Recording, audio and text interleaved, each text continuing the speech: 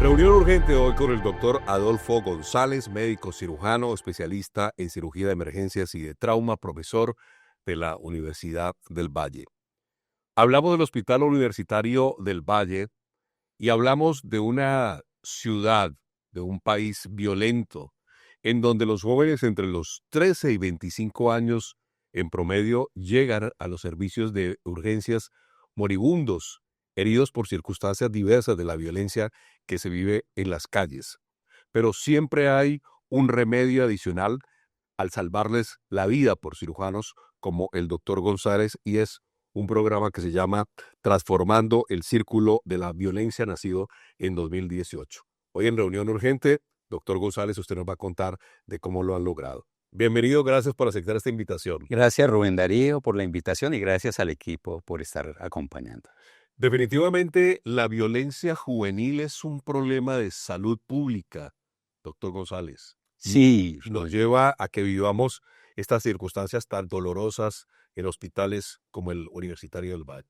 sí, Rubén Darío. Digamos, las estadísticas más recientes nos hablan de que en la ciudad de Cali, en un año aproximadamente, hay entre 1.700, 1.750 homicidios. Y por cada homicidio de esos, según algunas estadísticas, hay alrededor de 4 o 5 personas que no mueren, que llegan a las instituciones de salud. El Hospital Universitario del Valle es una institución de salud donde llegan muchos de estos jóvenes heridos. En un registro de trauma que nosotros tenemos, llegan alrededor de 2.000 jóvenes heridos por arma de fuego, por arma cortopunzante en un año.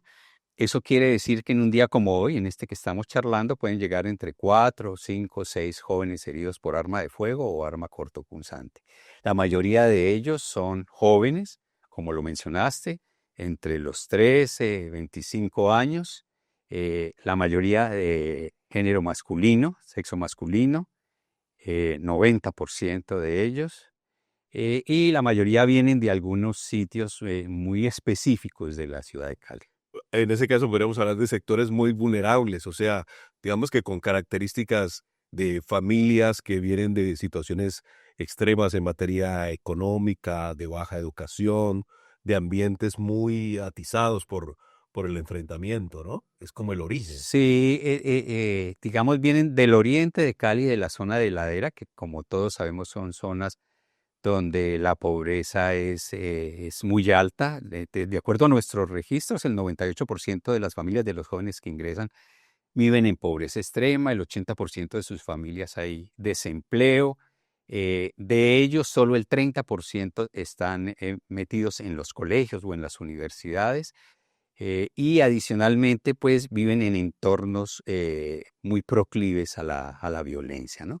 Entonces, esto es un caldo de cultivo muy, muy, muy grande. Y en esos sectores también se mueven muchas dinámicas delincuenciales, sobre todo el microtráfico, y eso es un factor también de riesgo muy importante. ¿Esos ataques son dados más con arma de fuego o cuchillo o arma cortopunzante? ¿Cuál es como más la prevalencia? De acuerdo con los registros que tenemos, más o menos el 52% de los jóvenes que ingresan y que están en nuestro programa vienen heridos por arma de fuego y el resto, es decir, 40-45% por arma cortopunzante o corto contundente, cuchillo o machete.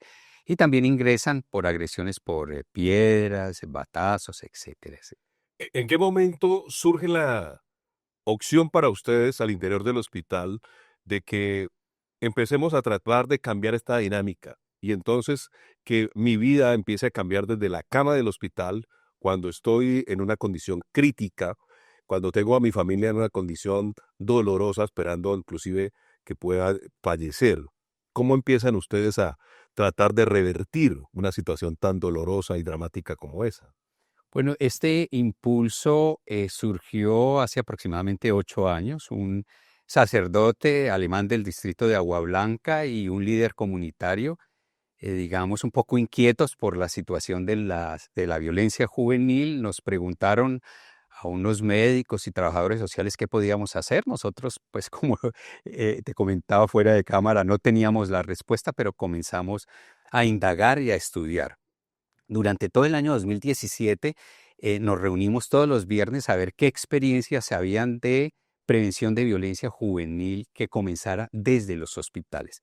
Y esas búsquedas nos llevaron a los hospitales de los Estados Unidos. En los Estados Unidos desde 1993 existen programas de prevención de violencia juvenil. Han ido aumentando porque sus efectos han dado cuenta que son muy importantes para la prevención de la violencia, pero es solo en los Estados Unidos. Este programa es el primer programa que hay en Colombia y creo que uno de los únicos que hay en Latinoamérica de estas características en los hospitales. Durante ese año nosotros desarrollamos un proyecto. Ese proyecto yo lo llevé un día debajo del brazo. Me acuerdo específicamente ese día, en noviembre, que el Hospital Universitario del Valle estaba atravesando por una de sus peores crisis. Y yo, pues, a contarle al director del hospital, que es nuestro actual director, el doctor Ione Torres. Entonces yo con un poco de miedo un poco, y este hombre me va a sacar de allá a empujones, este hospital en crisis y este hombre viniéndome a pedir plata acá. La verdad fue que yo le conté ese proyecto, porque en ese entonces era un proyecto, y el director me dijo de una, mirándome a la cara: yo lo voy a apoyar, doctor González. Y ahí comenzó el programa, con el apoyo real del doctor Irne y desde luego de la junta directiva. Pero se toman un buen tiempo para empezar entonces a definir un modelo, por llamarlo de alguna manera, muy a nuestro medio. Sí, ¿Y de ahí qué sale? sí. Entonces, digamos, nosotros comenzamos a trabajar. Ya habían algunas experiencias dentro del hospital para acompañar a estos jóvenes con una estrategia que se llama pedagogía de trauma y emergencias, o de emergencias y trauma, que se utiliza desde hace muchos años en contextos de guerras y catástrofes naturales para acompañar niños, jóvenes y adolescentes en circunstancias difíciles, para tratar de acompañarlos en esa situación crítica. Entonces comenzamos ahí y ya después, a partir de mayo del 2018, comenzamos en forma con el componente extrahospitalario, que lo realiza un equipo multidisciplinario. Hay que decir que esto es un equipo y parte del equipo somos los cirujanos, pero el resto del equipo son trabajadores sociales, gestores comunitarios, arteterapeutas, pedagogos de emergencias, psicólogas, trabajadoras sociales. Hay un equipo muy grande detrás de esto. Entonces, digamos, nosotros logramos captar esos muchachos ahí y hemos desarrollado un modelo propio que aprendimos ya después de 2 años de comenzar a andar en este camino. Este modelo tiene 6 pasos, Rubén Darío. El primer paso es la recuperación física. Si el muchacho no recupera físicamente, pues es imposible que salga adelante. El segundo paso es la recuperación emocional, que está a cargo del equipo de psicopedagogía, una psicóloga y los pedagogos de emergencias. El tercero es el de acompañamiento familiar. Para nosotros las familias son fundamentales en esta transformación. Luego viene el desarrollo de un proyecto de vida saludable, que estos muchachos tengan posibilidad de acceder a la educación, al trabajo, al deporte, para que entren en dinámicas diferentes. Luego viene el desarrollo de relaciones sociales no violentas, que se hacen con encuentros de pares. Reunimos los jóvenes, vamos a sitios específicos de la ciudad y ellos desarrollan ahí actividades de encuentro y mirar que hay otros pares que están en las mismas circunstancias.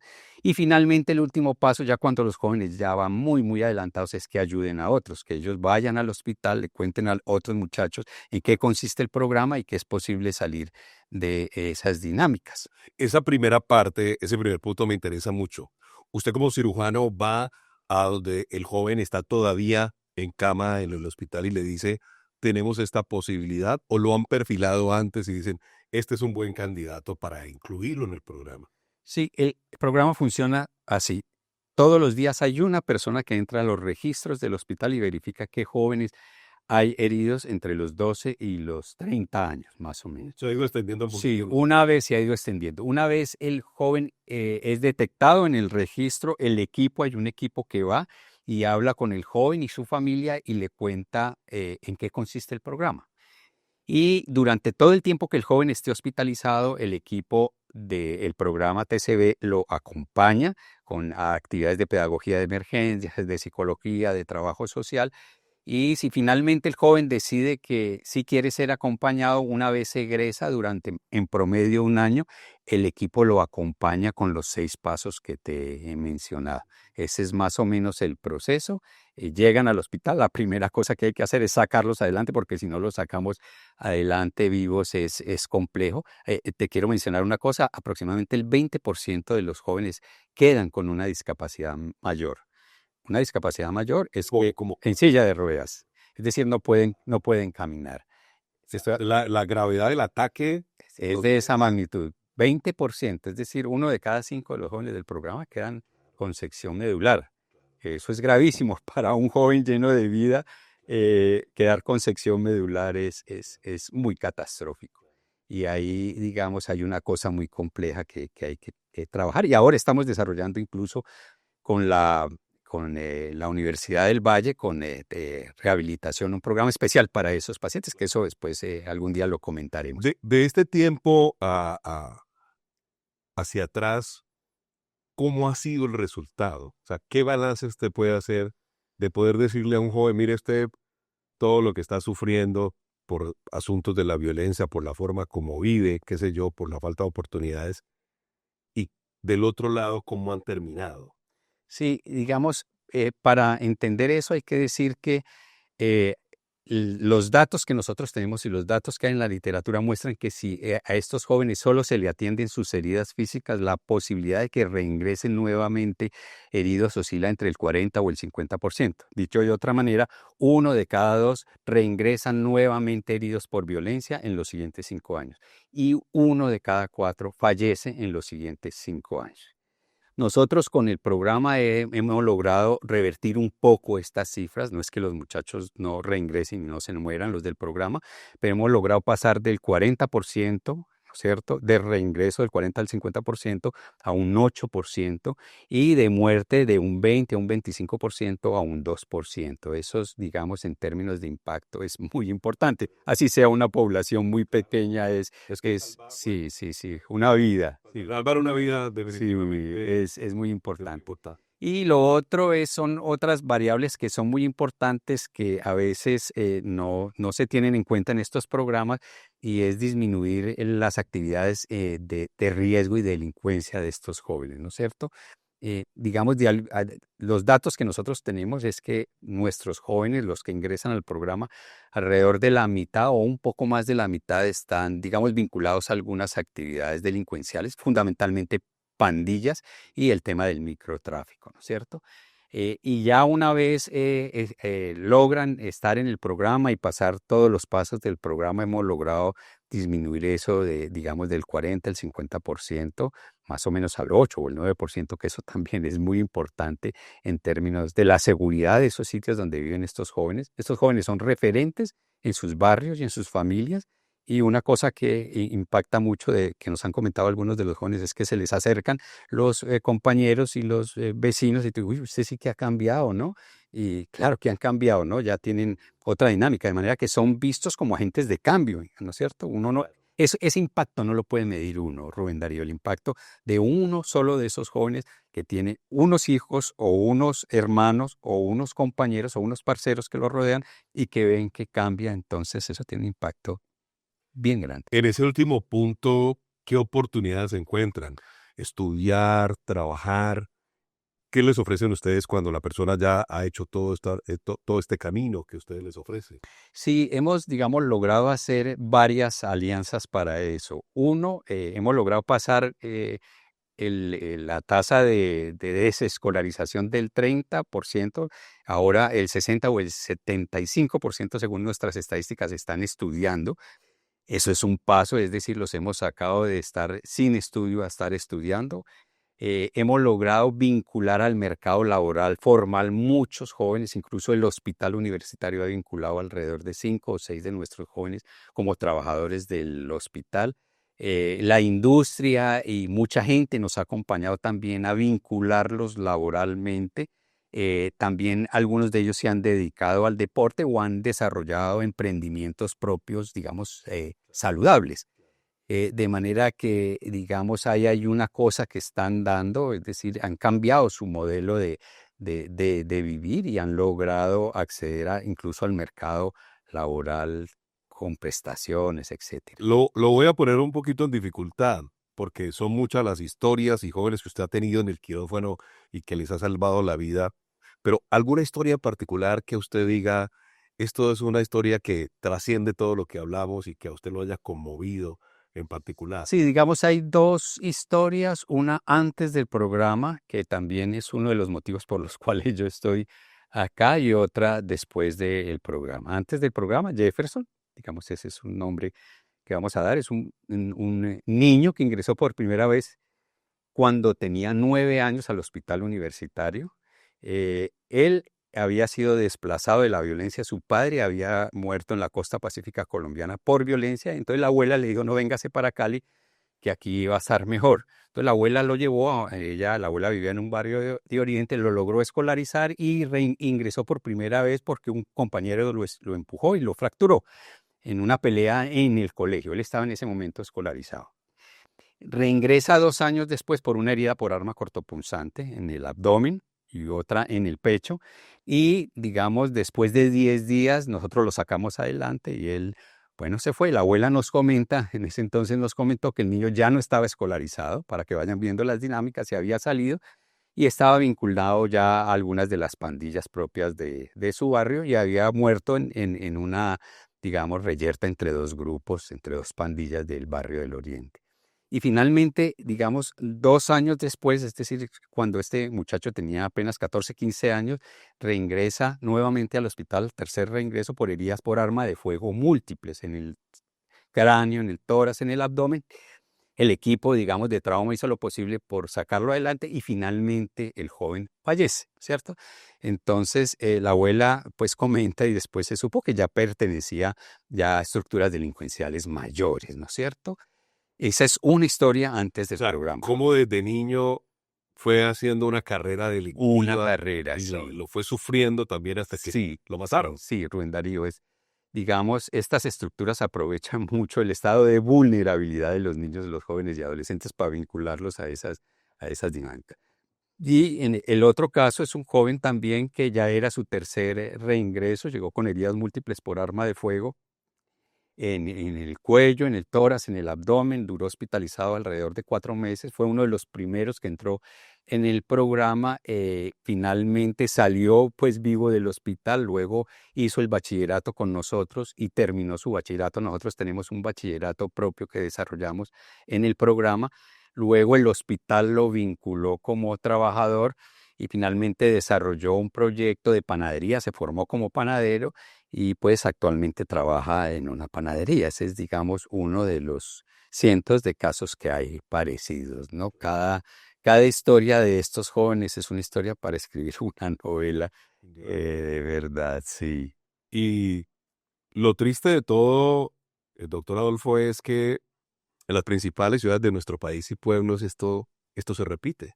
Esto ocurre en Cali, pero ocurre en muchas otras partes también donde los jóvenes están viviendo este tipo de situaciones. ¿Han replicado este modelo? ¿Lo están replicando? Sí, hemos, digamos, hecho un esfuerzo por contar esta historia. Hemos ido a varias instituciones de salud. En el momento, por ejemplo, el Carlos Olmes Trujillo, que es un hospital que queda en el oriente de Cali, Poblado 2. sí, en el Poblado 2, está con nuestro modelo. Hay ya una psicóloga y un gestor social que trabajan apoyados por la alcaldía, por un proyecto de la alcaldía. La Secretaría de Seguridad para nosotros se ha vuelto en un aliado estratégico, nos ha apoyado y ha vinculado a muchos de los jóvenes a estos programas. Y digamos, ahí vamos caminando pues con ellos, ¿no? Eso es un poco el tema, ¿no? Rubén Darío. Se me ocurre preguntarle, el verse uno en un quirófano, en una unidad de cuidados intensivos, con su cuerpo desbaratado por las balas o por el cuchillo, eh, ¿no le hace cambiar la conciencia de entrar? O sea, ¿no es suficiente para ellos? Rubén Darío, no es, pero es una oportunidad. Digamos, eso ya ha sido estudiado en los programas de los Estados Unidos. Ellos dicen que la hospitalización, en sus programas, que la hospitalización es una oportunidad. Es decir, cuando uno está, como usted lo dice, coloquialmente desbaratado, con chambas, como dicen los pacientes, de aquí para allá, con un tubo por acá, con una sonda por acá, con catéteres por acá, y muchos ellos al portas de morirse en las unidades de cuidado intensivo, ellos ya se hacen la pregunta de si van a seguir en estas dinámicas o se van a transformar. Y la verdad es que la hospitalización, el dolor es una oportunidad. Sí. O sea, ahí hay intervención, ahí empieza entonces la intervención. Ahí empieza la intervención, sí, durante la hospitalización. Una vez el joven se recupera, como te mencioné, el equipo va y trabaja con el joven y con su familia. Es muy importante el trabajo con la familia. Si no hay un aliado en la familia, el proceso no funciona. Hay que buscar un aliado. Generalmente son las madres, las abuelas, o un tío, ¿no? Generalmente. La estructura familiar de los jóvenes es una estructura muy, muy difícil, ¿no? La mayoría son madres o abuelas, cabezas de familia que trabajan, ¿no? Las relaciones que se establecen con los jóvenes son muchas veces violentas, agresivas o tolerantes, completamente tolerantes. De manera que hay un entorno familiar que hay que trabajar. Nosotros trabajamos con el joven y trabajamos con la familia muy, muy, muy de la mano para salir adelante. ¿Quiénes clasifican, estando a puertas de morirse, como usted lo ha descrito, doctor González, quiénes clasifican entre 13 y 25? ¿Qué otros elementos debe de cumplir para ustedes decir es una buena opción para nuestro programa? Porque no todos clasifican. No, no todo, Rubén Darío, porque hay programas para muchos. Por ejemplo, pacientes con adicciones severas, adicciones severas, no clasifican porque ellos necesitan un programa especial, específico para ellos.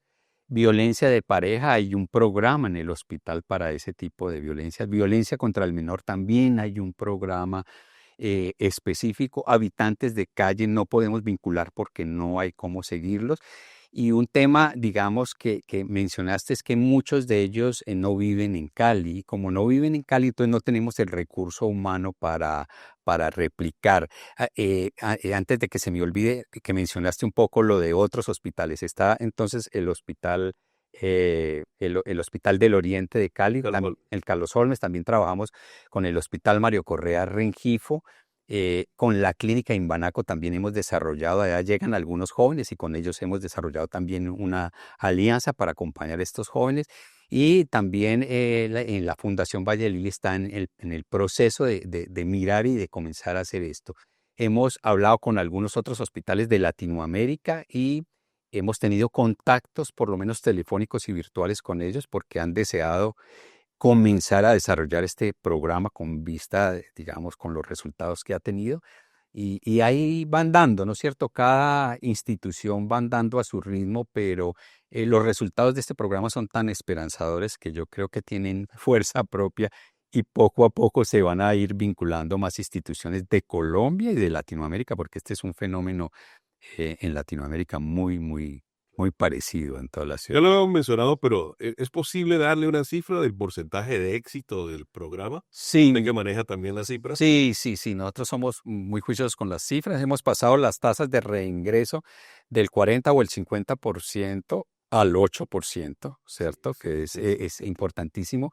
La tasa de muerte del 20 al 25% al 3% en nuestro caso, de manera que eso es importante.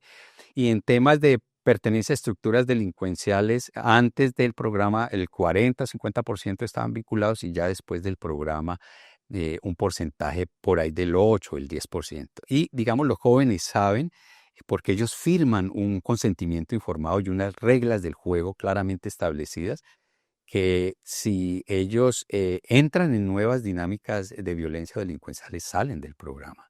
No, no les cerramos las puertas, ¿no es cierto? Pero les decimos, no, aquí hay unas reglas del juego, ¿cierto?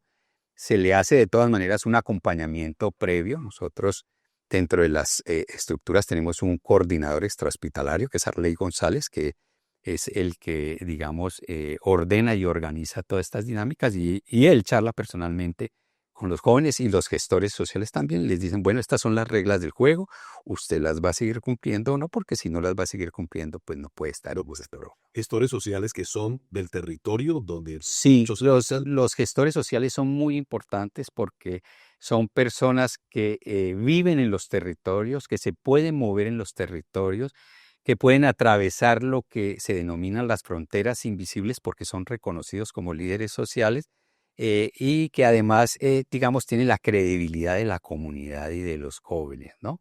En este momento tenemos 4 gestores sociales. Cada gestor social tiene una capacidad, que son nombrados por el hospital universitario, es una actividad extrahospitalaria, digamos, es una actividad del hospital que es de responsabilidad social empresarial, está metido incluso dentro de esa connotación, y estos gestores sociales tienen a cargo cada uno más o menos 20 jóvenes, ¿no? Permanentemente 20 jóvenes los acompañan. Entonces los jóvenes van entrando, saliendo, los que ya cumplen el año, los que salen por otros problemas, y se mueven muy fácil en el programa, conocen las dinámicas de los jóvenes. Muchas veces ellos son los referentes positivos que tienen estos jóvenes, actúan casi a veces como las mamás o los papás de estos jóvenes, de manera que la figura de los gestores sociales es muy importante. El equipo es un equipo multidisciplinario, la trabajadora social está al frente del tema de familia, la psicóloga trabaja en el ambiente intrahospitalario y en ocasiones extrahospitalario. El equipo de pedagogía de emergencias trabaja mucho en el ámbito intrahospitalario y también en los encuentros de pares que se hacen por fuera, de manera que hay un equipo muy grande, consolidado, que ha recibido el apoyo del hospital y que hoy, digamos, de alguna manera tiene también credibilidad con el alcaldía de Cali, ¿no? Ajá. Me decía usted al comienzo, aquí en esta reunión, gente que, pues el alto porcentaje eran hombres, pero se encuentran también con mujeres. Sí, hay como 2 tendencias que se han ido insinuando progresivamente. Cada vez más jóvenes, incluso esta semana para este programa revisamos las cifras de edad, y cada vez más están entrando jóvenes, niños, hay que decir los niños, a estas dinámicas, y cada vez más mujeres también, ¿no? La cifra no alcanza los 2 dígitos, pero ya se está acercando a los 2 dígitos en términos de las mujeres. Ya cada vez más están involucradas también en eso. El componente que sí es muy frecuente es que son niños, jóvenes y adolescentes. Ese es, digamos, como el grupo El, grande. el, el güireo y el chacaleo, hay una cantidad de elementos que uno escucha que se dan en los barrios en donde los niños y los adolescentes empiezan esos enfrentamientos. Hay como una escuela hacia el delito, ¿no? Sí, particularmente en el Hospital Carlos Holmes, llegan muchos de los jóvenes, de los niños, perdón, y adolescentes que vienen en esas dinámicas con golpes de piedras o palazos o heridas por arma cortopunzante.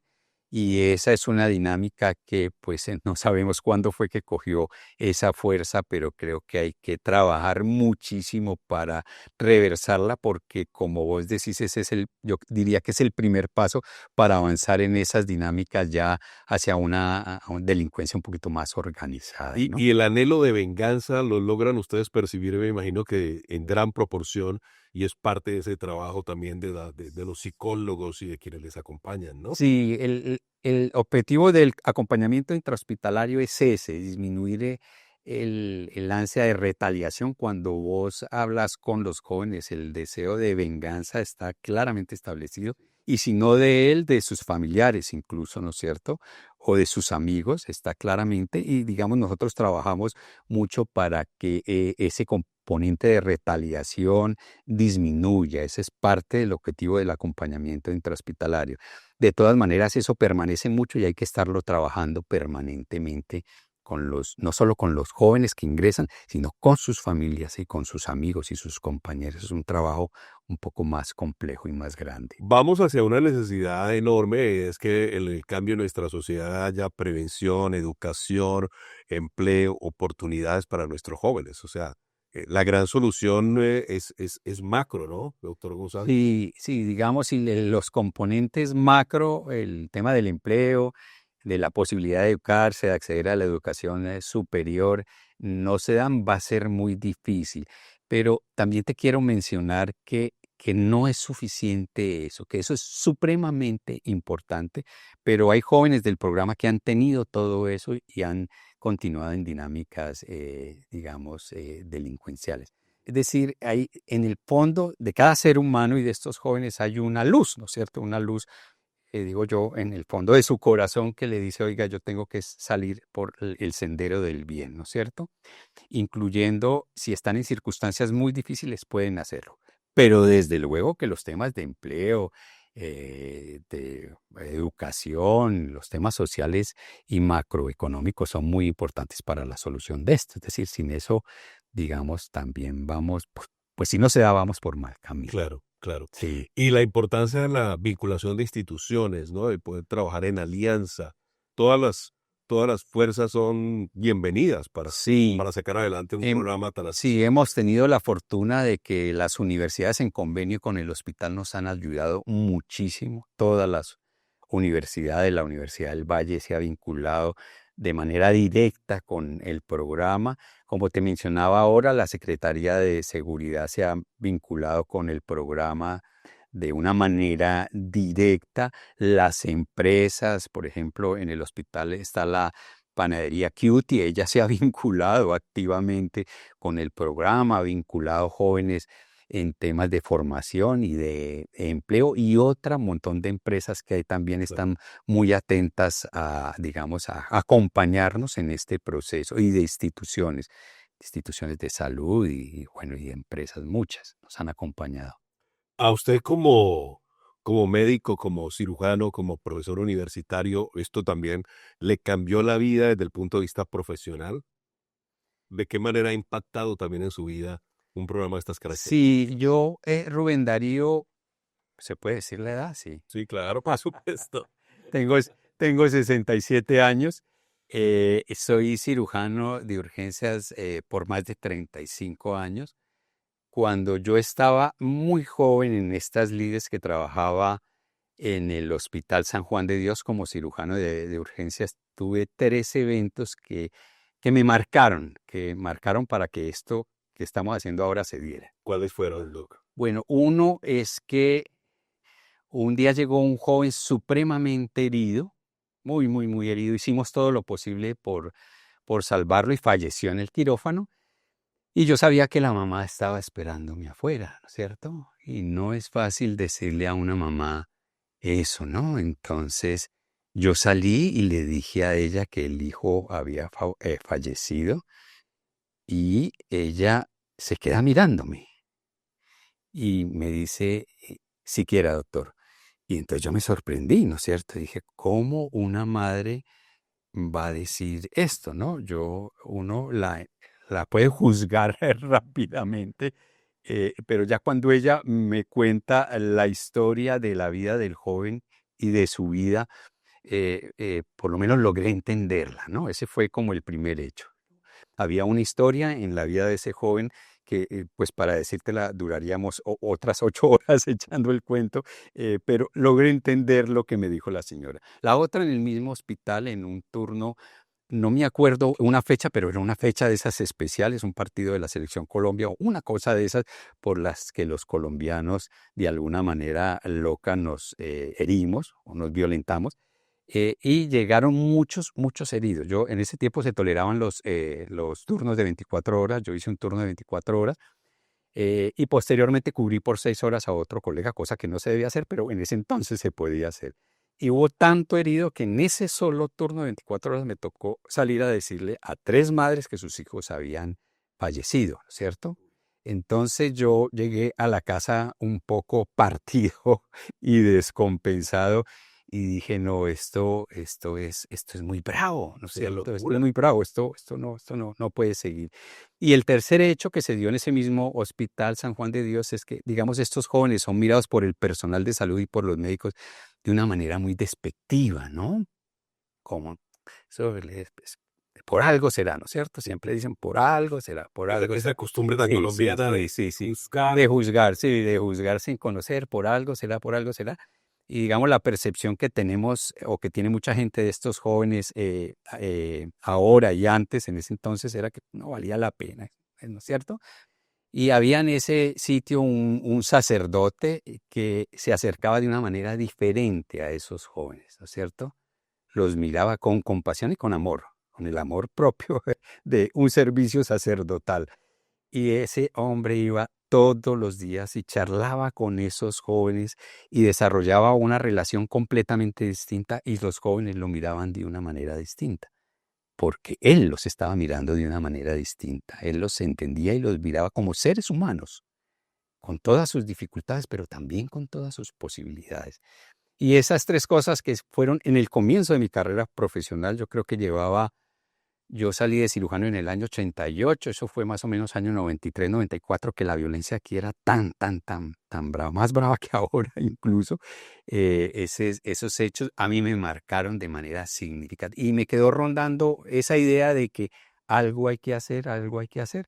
Y tuvieron que pasar 25 años para que alguien me dijera, oiga, haga algo, usted pensaba hacer algo, despabilese y transforme esa realidad. Es decir, proponga algo diferente. Es decir, el algo diferente es que atender las heridas físicas es muy importante, pero no es suficiente. Hay que atender las heridas anímicas y las heridas sociales que hay en estos jóvenes, porque si no, no vamos a transformar la realidad. Y eso fue, digamos, la pregunta que nos hicimos y ese es como el fondo del programa que estamos desarrollando. Como cirujano, ¿qué siente uno cuando una persona que usted la valora como lo hace con tanto humanismo se le va, doctor González? No, eso es muy duro, digamos. Eh, ah, es muy difícil sacar la parte afectiva de uno como ser humano de la parte profesional y asistencial. Eso es muy difícil, ¿no? Salir a dar una mala noticia como estas o decirle a una madre o a un joven que va a quedar en condición de discapacidad definitiva es muy duro. Digamos, pero yo he ido de alguna manera a partir de observar el sacerdote que te dije, de llegar y de mirar a los jóvenes de una manera diferente y de valorarlos de una manera diferente. Entonces eso también le da la posibilidad de, en estas circunstancias tan duras y tan difíciles, de salir, digamos, adelante. Y adicionalmente, pues toda esa carga que lleva uno para la casa, pues tiene la familia tan bella que lo acompaña y le aguanta a uno todos estos trasnochos que ha tenido en su vida. Y adicionalmente, para mí el río Pance de Cali es también uno de mis psiquiatras favoritos, ¿no? Yo hoy me meto en un charco de agua fría con una chorrera y yo llego como nuevo a la casa. Yo digo que, con todo respeto por los psiquiatras, ¿no? Pero digo que por lo menos ese es mi psicoterapeuta favorito, una chorrera en el río Pance bien buena. Y Le ayuda a que no, atienda yo todas esas cosas. salgo como nuevo, de manera que yo permanentemente estoy yendo a donde ese psiquiatra, es decir, al río Pance y sus afluentes, que son muy lindos, se los recomiendo. Eso sí. Muchas gracias, pueda tenerlo en cuenta. No es falta ser compasivos. Sí, es cierto, sí. Digamos, la empatía en esta profesión es muy importante. La hemos ido perdiendo mucho.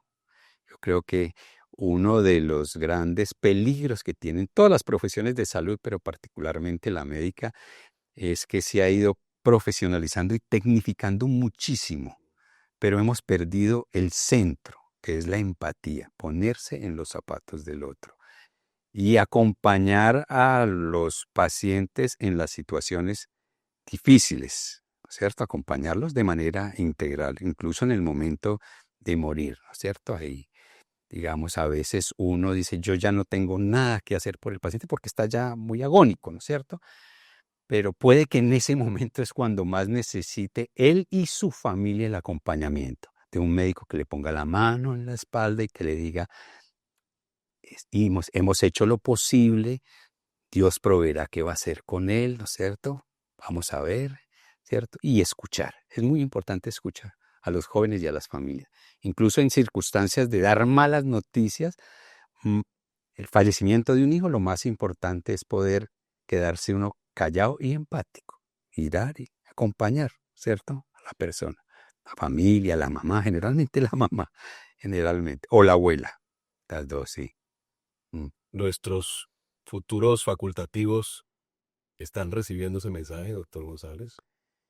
Y yo creo que se hacen esfuerzos en las facultades de medicina por eso, pero digamos, hay un currículo que se llama el currículo culto. El currículo culto es lo que no está escrito en los programas de medicina, sino es lo que nuestros jóvenes estudiantes ven en sus profesores y en los profesionales que los acompañan. Y si ellos ven que hay empatía y servicio y vocación por la profesión, Y que alguien que los inspira a eso. y que hay alguien que digamos que los pone en una condición diferente, ahí ellos van a ver, ese es el mejor ejemplo, esa es la mejor cátedra que hay mejor que la que está escrita en un currículo. Se llama el currículo oculto. Y yo creo que ahí como profesores tenemos que hacer la tarea. Y te digo tenemos porque yo también la tengo que hacer, ¿no es cierto? Yo no es que yo sea diferente, no, yo también la tengo que hacer.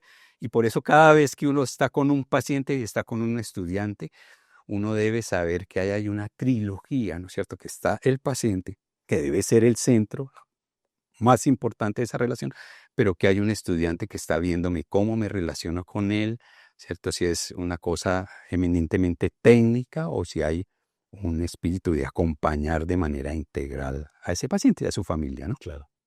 Que somos seres humanos. Que somos seres humanos, sí, señor. Le agradezco muchísimo toda la admiración, la congratulación para usted y todo el equipo que hace posible este trabajo que hoy nos ha escrito aquí en Reunión Urgente, doctor González. Muchas gracias. Rubén Darío, muchas gracias a usted y bueno, aquí estaremos contándole cómo siguen las cosas Seguro que en tendremos su programa. otra oportunidad. Gracias, doctor. Muchas gracias.